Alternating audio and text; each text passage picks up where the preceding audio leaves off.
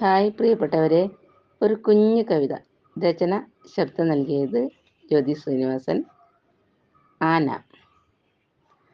ആന വരുന്നുണ്ടാന, തുമ്പിക്കൈകൾ ആട്ടി, വെളുത്തു കൊമ്പിൽ താങ്ങി പട്ടകളേന്തി നടപ്പൂ. വലിയൊരു വയറുണ്ടല്ലോ, കാണാൻ എന്തൊരു ചന്തം.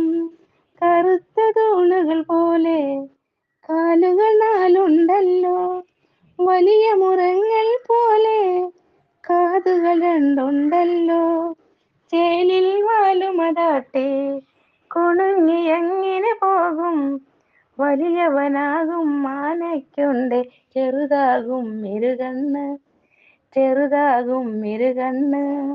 ആനച്ചന്തം മേളച്ചന്തം അടിമുടിയാകെ ചന്തം. പൂരം നാളുകൾ കേമമതാക്കാൻ നിരന്നു ഗജരാജന്മാർ.